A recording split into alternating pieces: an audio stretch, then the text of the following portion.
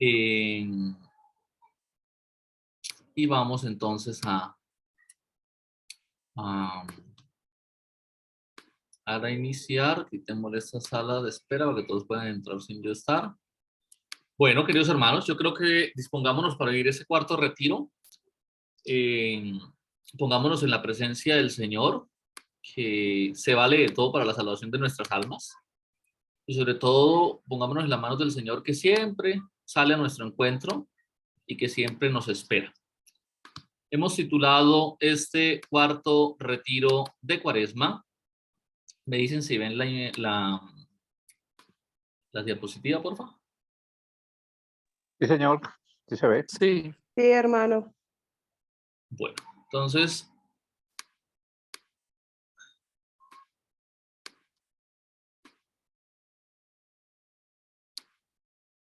ese retiro de Cuaresma tiene como un título: Sedientos de un agua que solo Dios puede darnos.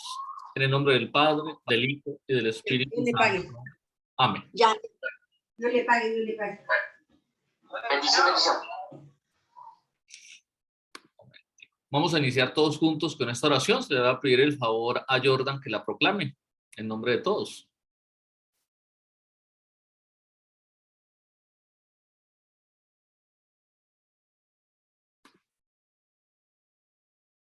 O le pido entonces el favor a Adrián Martínez, si la puede proclamar.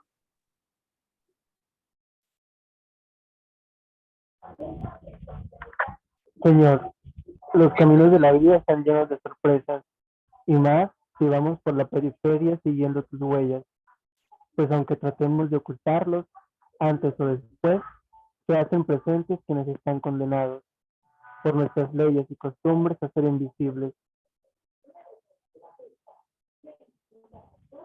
Danos tus ojos, tu corazón, tus entrañas, tu empatía y compasión más viva, y líbranos de pedirles y exigirles lo que no les significa, que cumplan nuestras leyes estrictamente. Ayúdanos, Señor, a seguir tus pasos, a dejarnos sanar para sanar a los hermanos, y si brota el agradecimiento, que sea desde lo más hondo, libre, sincero, espontáneo, como el del leproso samaritano. Amén. Amén. Espíritu Santo, ilumínanos y santifícanos. Espíritu Santo, ilumínanos y santifícanos. Venimos recorriendo este itinerario de la Cuaresma y nos aproximamos ya a vivir este tercer domingo de Cuaresma. Venimos haciendo este itinerario de nuestros retiros a la luz del Evangelio que cada domingo vamos escuchando y que se nos proclama en esta pedagogía que la liturgia emplea. Hicimos un primer acercamiento en el primer retiro frente al tema del miércoles de ceniza y lo que el Señor muy seguramente a cada uno va pidiendo en su vida según sus momentos y sus contextos, y es la conversión. Conversión, entendiéndola como conversión, dos punticos, salvación. El primer domingo de Cuaresma nos hemos detenido en el Evangelio sobre el desierto. El Señor, que fue impulsado por el Espíritu para tener un momento de intimidad a través de la oración y que fue tentado. Es decir, que experimentó la debilidad y la situación humana, teniendo como claro que el pecado no es la tentación, sino es caer en la tentación. Creo que vale la pena recordar una frase de un obispo de Buenaventura que decía, y ese fue el lema de la Cuaresma del 2017 en Buenaventura: con la tentación no se dialoga, porque el problema de las tentaciones de nuestra vida es no tener la capacidad, la hondura espiritual o la profundidad espiritual para enfrentarnos a ellas y poder sacar un aprendizaje para nuestras vidas, pero no quedarnos enfrascados en ellas. Ese fue el primer domingo de Cuaresma que hemos meditado, y hace 8 días meditamos sobre el tema de la transfiguración y la importancia de subir los montes de nuestra vida, pero de vivir ese kenosis, es decir, experimentar la voluntad del Señor que nos pide subir, pero también nos pide bajar. Es decir, hacer de nuestra realidad una realidad donde Él pueda ser historia de salvación.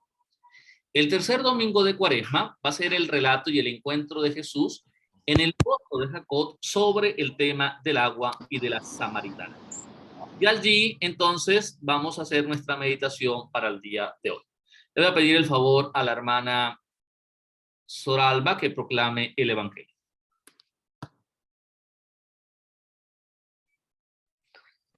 Con mucho gusto, pero la parte hacia la izquierda, hacia la derecha mía no se ve bien la letra, padre. Si la corre un poquitico, hermano, hacia acá, a la izquierda. Ahí. Un poquito más porque está tapado con la pantalla de que tiene las personas, ¿no? Se ve en el... Ah, no, ya eres tú la que la tiene. ¿Ah? Eres tú. Habría que, cada uno tiene que cuadrarlo. Listo. Entonces, don Fernando, proclame el Evangelio. Ya. ¿Ya, Sor? Ah, bueno, listo, hágale, Sor. Sí. Lectura del Santo Evangelio según San Juan. En aquel tiempo llegó Jesús a un pueblo de Samaria llamado Sicar, cerca del campo que dio a Jacob, a su hijo José. Allí estaba el manantial de Jacob. Jesús, cansado del camino, estaba allí sentado junto al manantial. Era alrededor del mediodía. Llega una mujer de Samaria a sacar agua y Jesús le dice: dame de beber. Sus discípulos se habían ido al pueblo a comprar comida. La samaritana le dice: ¿cómo tú, siendo judío, me pides de beber a mí, que soy samaritana? Porque los judíos no se trataban con los samaritanos. Jesús le contestó: si conocieras el don de Dios y quién es el que te pide de beber, le pedirías tú y él te daría agua viva. La mujer le dice: Señor, si no tienes cubo y el pozo es hondo, ¿de dónde sacas agua viva? Eres tú más que nuestro padre Jacob, que nos dio este pozo y de él bebieron él y sus hijos y sus ganados. Jesús le contestó: el que bebe de esta agua vuelve a tener sed, pero el que beba del agua que yo le daré nunca más tendrá sed. El agua que yo le daré se convertirá dentro de él en un surtidor de agua que salta hasta la vida eterna. La mujer le dice: Señor, dame de esa agua, así no tendré más sed ni tendré que venir aquí a sacarla. Él le dice: anda, llama a tu marido y vuelve. La mujer le contesta: no tengo marido. Jesús le dice: tienes razón, que no tienes marido. Has tenido ya 5 y el de ahora no es tu marido. En eso has dicho la verdad. La mujer le dijo: Señor, veo que eres un profeta. Nuestros padres dieron culto en este monte, y vosotros decís que el sitio donde se debe dar culto está en Jerusalén. Jesús le dice: créeme, mujer, se acerca la hora en que ni en este monte ni en Jerusalén daréis culto al Padre. Vosotros dais culto a uno que no conocéis. Nosotros adoramos a uno que conocemos, porque la salvación viene de los judíos. Pero se acerca la hora, ya está aquí, en el que los que quieren dar culto verdadero adorarán al Padre en espíritu y en verdad, porque el Padre desea que le den culto así. Dios es espíritu, y los que le dan culto deben hacerlo en espíritu y en verdad. La mujer le dice: sé que va a venir el Mesías, el Cristo. Cuando venga, Él nos lo dirá todo. Jesús le dice: soy yo el que habla contigo. En aquel pueblo muchos creyeron en Él. Así, cuando llegaron a verlo, los samaritanos le rogaban que se quedaran con ellos, y se quedó allí 2 días. Todavía creyeron mucho más por su predicación, y decían a la mujer: ya no creemos por lo que tú dices, nosotros mismos lo hemos oído y sabemos que Él es de verdad el Salvador del mundo. Palabra del Señor. Gloria a ti. Gloria a ti, Señor Jesús. Lo primero que debemos ahondar es que con este domingo entramos en lo más profundo de la catequesis bautismal que nos propone la Cuaresma. Sí, al ofrecernos una síntesis de la historia de la salvación que tiene como centro a la persona misma de Jesucristo, la Iglesia nos impulsa a revivir con la fuerza regeneradora del Espíritu Santo, el espíritu y la razón de ser de nuestro bautismo y de nuestra adhesión a Cristo. Por eso hoy meditamos el símbolo del agua. Dentro de 8 días el tema de la luz, y en la quinta catequesis cuaresmal o quinto domingo de Cuaresma, el signo de la resurrección y la vida. Hay que resaltar el lugar teológico donde se plantea el diálogo entre Jesús y la samaritana. ¿Recuerdan quién le había dado al pueblo el pozo? Jacob. Muy bien, estamos hablando del pozo de Jacob. Y más que de un pozo donde se puede sacar agua, estamos acá hablando de un lugar teológico que representa para la religión y para la tradición judía algo trascendental y determinante en el plan de su historia de salvación. También el texto nos relata 2 disputas políticas y religiosas en tiempos de Jesús. Jesús pertenece ¿a qué grupo? Al grupo de los judíos. A los judíos. ¿Y la mujer a qué región pertenece? Los samarios. A los de Samaria o los samarios. Y los de Samaria, en la época de Jesús, los judíos eran tan severos que los trataban de perros. Es decir, había una coyuntura y unas heridas profundas políticas y religiosas en su contexto. Por eso, la primera sorpresa de la mujer no es que Jesús le pida agua, sino que Jesús sabe a qué grupo y de qué región ella pertenece y aún le pide. Otra de las razones que tenemos que tener en cuenta es que ya Jesús abandona Judea para dirigirse a Galilea. Por eso atraviesa Samaria. Y dice el texto, es claro en plantearnos, que Jesús siente cansancio. Es decir, su fragilidad también le permite entrar a través de estar sediento en un diálogo con la mujer mediante un diálogo, digámoslo así, que va a ahondar no solamente en el significado del agua, sino en el significado de su vida, en el significado del Mesías y en el significado de la salvación. Esos signos abrazan y expresan el misterio más profundo de Cristo, ya que Él se revela, en efecto, como agua para nuestra sed de verdad y de vida, luz para nuestra tiniebla y para nuestras dudas, y en fin, como resurrección y vida. La reflexión cristológica de estos símbolos debe culminar en los grandes ritos de la vigilia pascual, o sea, la bendición del fuego nuevo, del agua bautismal y la iluminación del cirio pascual, que es símbolo viviente de Cristo muerto y resucitado. Primera idea, entonces, queridos hermanos. Jesús promete agua viva, el don de Dios, pero lo promete a través de preguntas, a través de cuestiones y de interrogantes en el diálogo con la mujer. El agua abundante que brotó de la roca, que golpeó Moisés por mandato de Dios en el desierto, a que alude la primera lectura que escucharemos este domingo, es la prefigura y preanuncia a Cristo Jesús, roca viva y fuente de agua que salta hasta la vida eterna, como enseña el Evangelio de este domingo. El agua es el elemento esencial para la vida de los hombres, de los animales y para la vegetación de la tierra. Sin el agua, la tierra es solo un terrible desierto.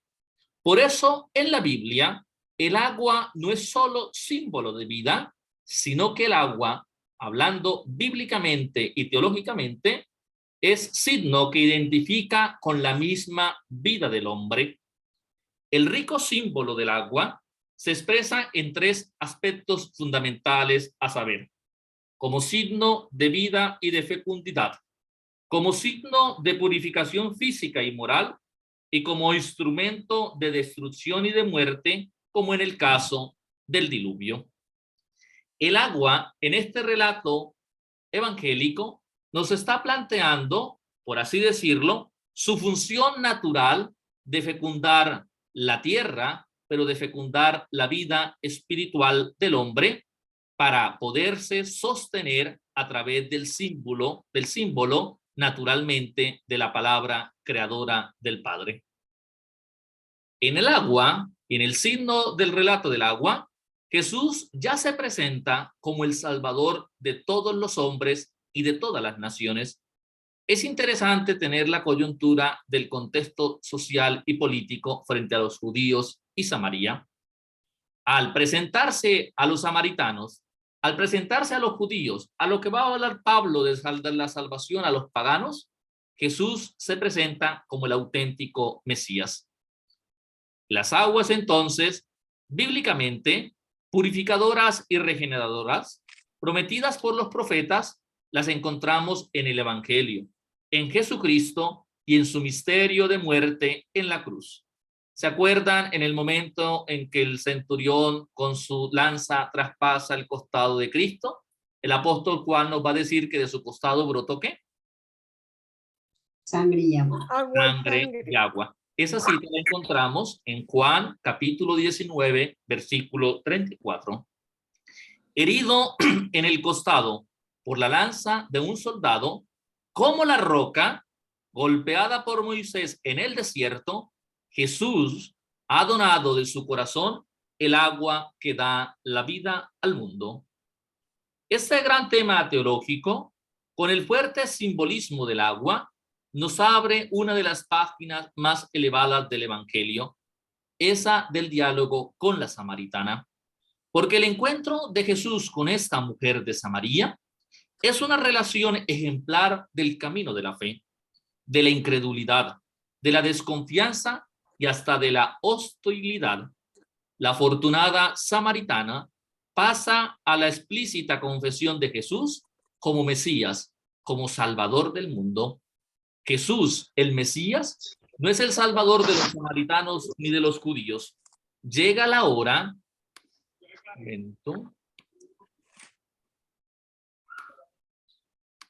llega la hora en la que no darán culto al Padre ni en este monte ni en Jerusalén, encontramos en el versículo 21, sino el Salvador del mundo.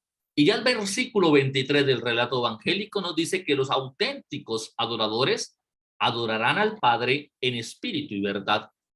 El culto verdadero, el culto en el espíritu, crea una comunidad que está más allá de todas las comunidades religiosas terrenas, una comunidad de culto en la que se une toda la humanidad. Esto es lo que reconocen los habitantes del lugar gracias a esta propuesta del diálogo con la samaritana. Al decir Jesús a la samaritana, dame de beber, se manifiesta él mismo como fuente de vida, como el don supremo de Dios a los hombres. Si conocieras el don de Dios y quién es el que te dice, dame de beber, tú misma le pedirías y él te daría el agua. Lo encontramos en el versículo 10. Ya el relato nos hace una referencia frente a las aguas bautismales. Con esta lectura del Evangelio, entramos en esta dinámica de la catequesis bautismal. Permitir que el Señor sea reconocido como Dios. Cada uno de nosotros en el proceso de la conversión personal y de estos itinerarios espirituales, reconocer el don de Dios en su vida, el paso de Dios en su vida, implica también tener la necesidad de poderle pedir al Señor del agua. Es decir, encontramos una primera característica para todo cristiano, para todo hombre y mujer seguidor de Jesús, y es el poder estar sedientos, sedientos de un agua que nos extingue, sedientos de un agua que es el agua verdadera. Como en efecto ocurre, el Señor no solamente le promete que le dará de beber de su agua, sino que se le revela en el misterio del Mesías, en el misterio del Cristo. Debemos tener en cuenta que al definirse él mismo, o sea, Cristo se define él mismo como el que da el agua viva, Jesús especifica la eficacia ilimitada de este regalo inefable y divino que es la salvación. El agua que yo le daré se convertirá en fuente inagotable que salta hasta la vida eterna. Cada uno de nosotros, por las experiencias del bautismo, por las aguas bautismales, hemos sido sumergidos en esta agua que da la vida eterna. Les hago una pregunta. Cuando hemos recibido el bautismo, hemos recibido 3 gracias. ¿Quién recuerda cuáles son las 3 gracias que por el bautismo recibimos? No tiene que ser... Sacerdote, profeta y rey. ¿Cómo? Ser profetas, Sí. ser rey y... Esas son 3 vocaciones que recibimos de profetas, sacerdotes y reyes. Pero Sí, por el reyes, bautismo recibimos 3 gracias. Primera, somos librados, somos redimidos y somos purificados del pecado original. Esa es la primera gracia que recibimos. Sí. Hemos sido purificados por las aguas del bautismo del pecado original. Segundo, hemos sido o reconocemos nuestra filiación de hijos de Dios. Es decir, por el bautismo, nuestros padres y nuestros padrinos con el ministro que nos da el sacramento, reconocen que nosotros somos criaturas nuevas por el bautismo y como ende somos hijos de Dios.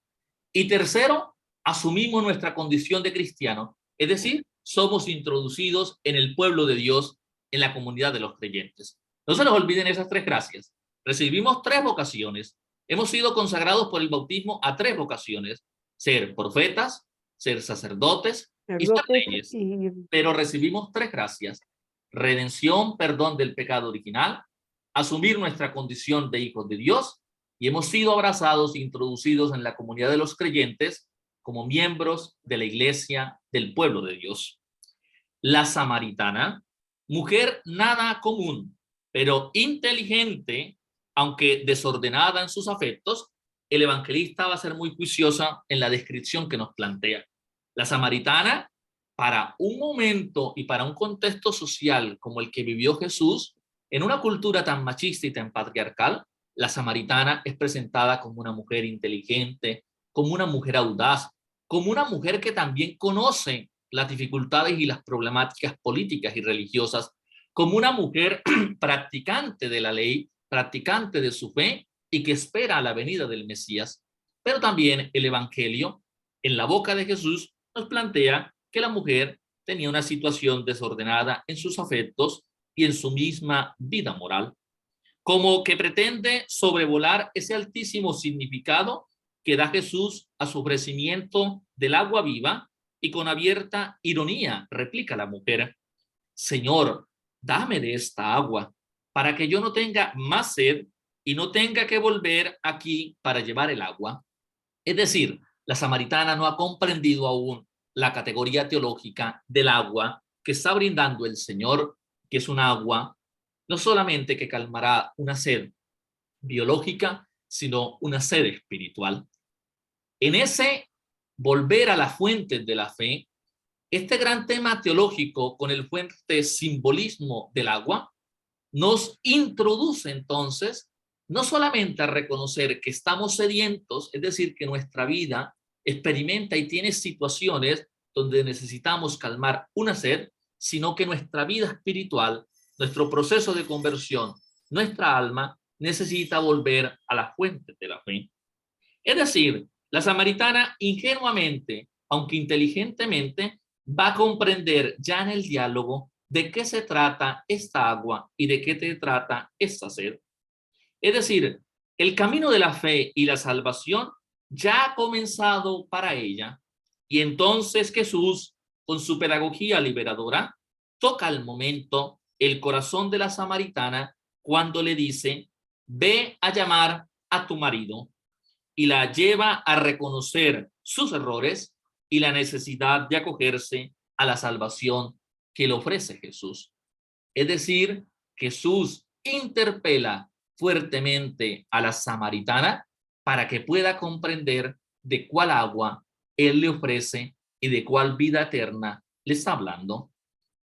En ese sentido, el camino de la fe se realiza paralelamente a esta autorrevelación de Jesucristo y su palabra de verdad ha tocado el corazón de la samaritana, que termina por reconocer en Jesús el Mesías y el Salvador.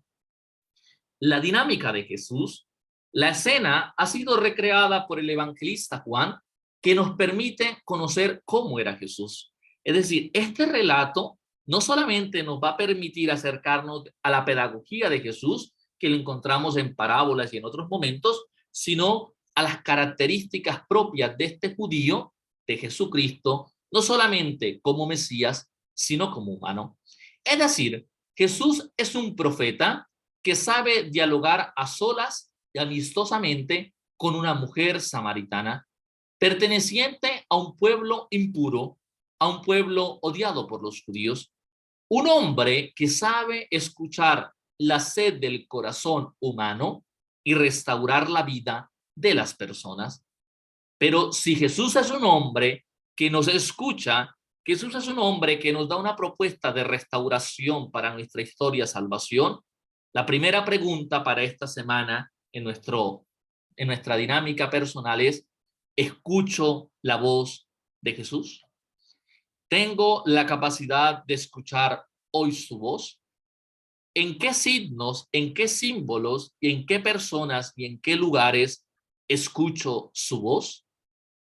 ¿Eso que percibo como su voz sí corresponde verdaderamente a la voz de Jesús? Porque también tenemos que tener una capacidad de discernimiento para esa escucha de su voz, para esa escucha de su palabra, para poder discernir si es la voz de Dios que me está hablando, o es la voz de los hombres, o es mi propia voz que me está seduciendo para escuchar algo que no corresponde a lo que el Señor me quiere hablar. Con esa dinámica de diferenciar su voz, la manera como se manifiesta, ¿tengo la capacidad de permitirle al Señor que restaure mi vida? Cada uno de nosotros, cada uno de ustedes en su dinámica personal, yo espero y aspiro que sepa de qué necesita ser restaurado por el Señor. O si no, nos podemos quedar como la samaritana, pidiéndole al Señor que simplemente sufrague necesidades corporales y terrenales, y no permitirle al Señor que entre profundamente a nuestra vida y que restaure por completo nuestra historia de salvación. Pero no podemos pretender ingenuamente que su restauración se dé por obra y gracia, o como una cosa mágica, o como un espectáculo. Reconocer la voz del Señor, reconocer nuestra necesidad y nuestros anhelos de Dios, implica que cada uno de nosotros puede identificarse con la mujer samaritana.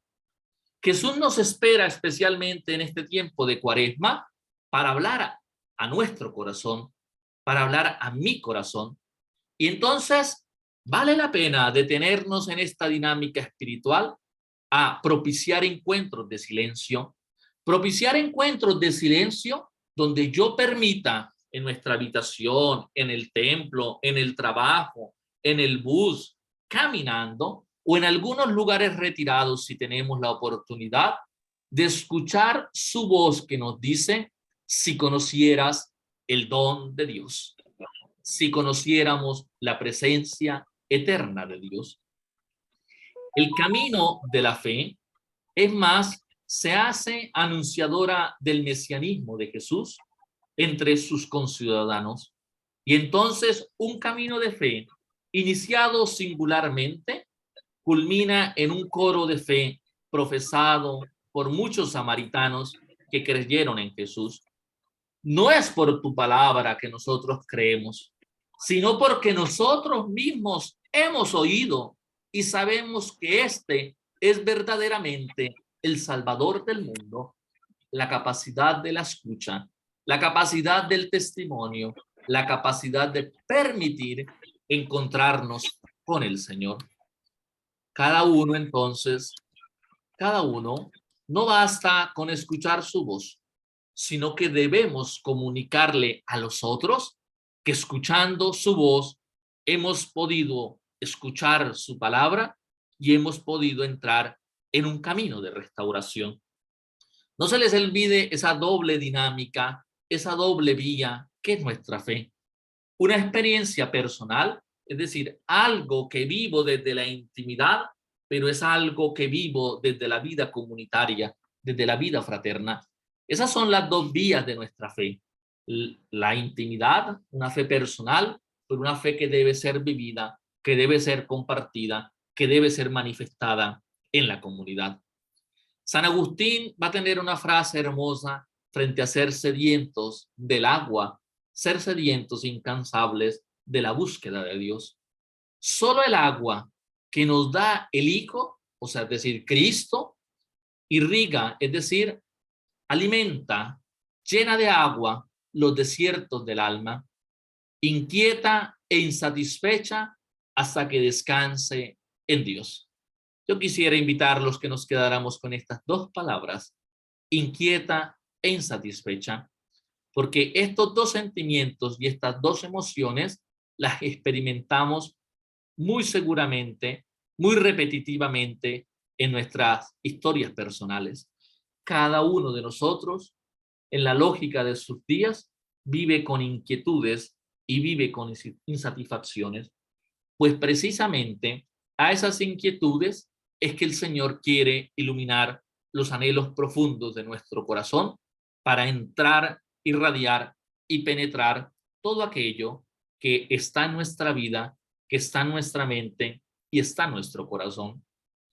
Así como los samaritanos ya no creen solamente por lo que han escuchado de aquel, sino creen porque se han encontrado con él.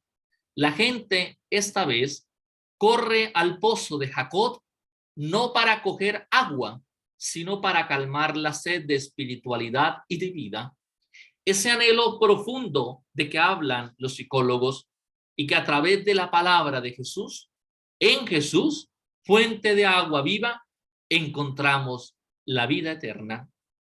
Hermanos, cada uno de nosotros debe ser un sediento de un agua que solo Dios puede darnos en su Hijo Jesús. Entonces nosotros, como la samaritana, estamos invitados a correr también hacia Cristo en el camino de esta Cuaresma, a correr en este itinerario espiritual para que con la samaritana poder reconocer al Mesías y al Cristo, al Salvador de nuestra historia, al Redentor de nuestra vida. Cada uno de nosotros debe correr hacia Cristo, que el buen Dios nos ha concedido vivir, y como los conciudadanos de la samaritana, debemos hacernos mensajeros de quien es verdaderamente el Salvador del mundo. A esta misión nos ha destinado el agua regeneradora del bautismo. Es decir, ahora sí encontramos entonces la vocación que cada uno de nosotros hemos recibido. No se nos olviden, 3 gracias hemos encontrado por el bautismo, pero 3 grandes vocaciones, 3 grandes misiones hemos recibido por el bautismo. Ahora sí se las invito yo que las digamos. ¿Cuáles son las 3 vocaciones que hemos recibido por el bautismo?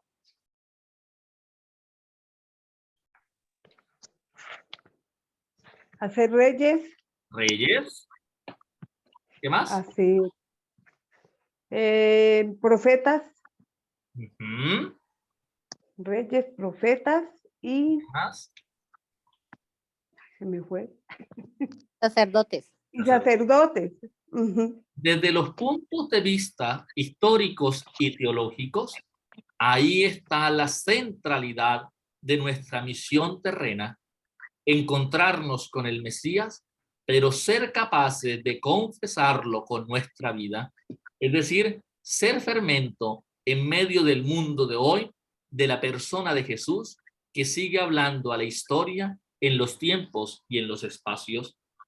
La página del Evangelio frente al diálogo con la samaritana nos invita entonces al menos a esas 2 situaciones: a reconocer las gracias transformadoras por el bautismo, pero a reconocer las vocaciones que hemos recibido por el bautismo, y a iluminar las realidades del mundo de hoy, iluminar las realidades personales, iluminar las realidades de nuestras familias desde la persona de Jesucristo, Hijo de Dios e Hijo del hombre, verdadero Dios y verdadero hombre, Él que es la gran novedad, Él que es la absoluta novedad del cristianismo. Y como dice San León Magno, en esta fe vivimos y crecemos. Es decir, en la adhesión completa a la persona de Jesús. ¿Cómo se manifiesta el Señor en el diálogo con la samaritana? Pues desde una pedagogía liberadora. Es decir, es capaz de sentarse con aquella que política, social y religiosamente es distinta a él, pero es capaz de sentarse con ella, entablar un diálogo mirándola a los ojos. Es decir, un diálogo donde el contacto no solamente del lenguaje, sino del lenguaje corporal, va a ser importante para que la samaritana reconozca al que tiene al frente, es decir, para que la samaritana, igual que los apóstoles y que los seguidores, pueda encontrarse con el Cristo, con el Hijo de Dios vivo, con el Mesías. Aquí entonces, hermanos, está la respuesta pública a la novedad absoluta de Jesús, que es la cumbre de toda la cristología. Jesús es el Hijo de Dios. Jesús es el Mesías. Jesús es el Salvador. Tercera pregunta o meditación para nuestra reflexión personal. Con todos estos elementos, con todo este testimonio, entonces nosotros podríamos preguntarnos, ¿cómo podremos traducir en hechos de vida el mensaje de este domingo? Y entonces yo los invito a que busquen la carta del apóstol Santiago, capítulo 2, versículo 14 al 18, y cada uno puede responder esta pregunta. ¿Cómo podremos traducir en hechos de vida el mensaje de este domingo? De la carta del apóstol Santiago, capítulo 2, versículos 14 al 18. Esta adhesión al Señor, esta aceptación a su mensaje, exige explícitamente la adhesión a su persona, la adhesión a su mensaje.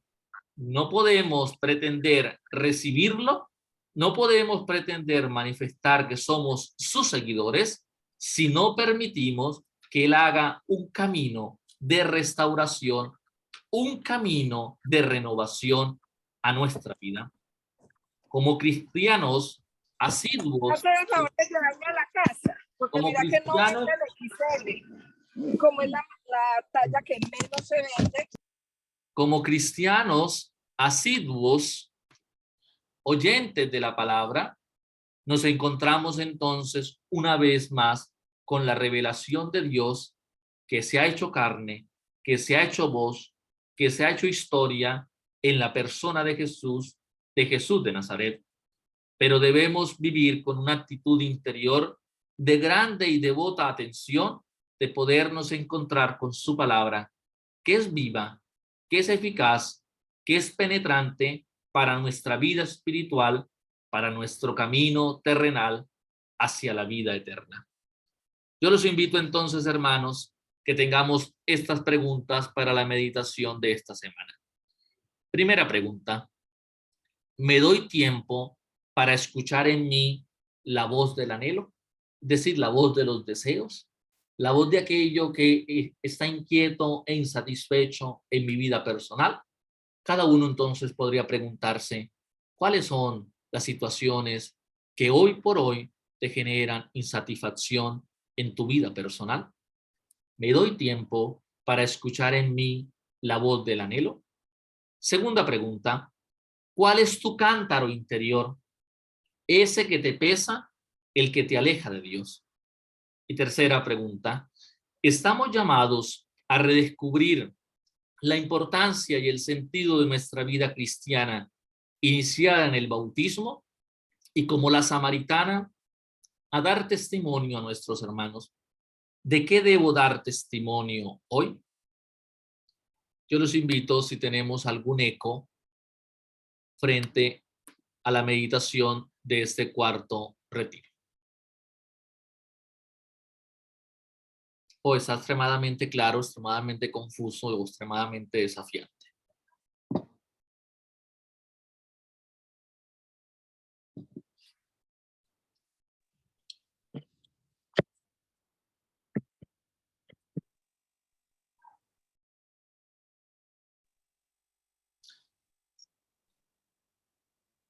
Sí, Jordan o Fernando, que abrieron los micrófonos.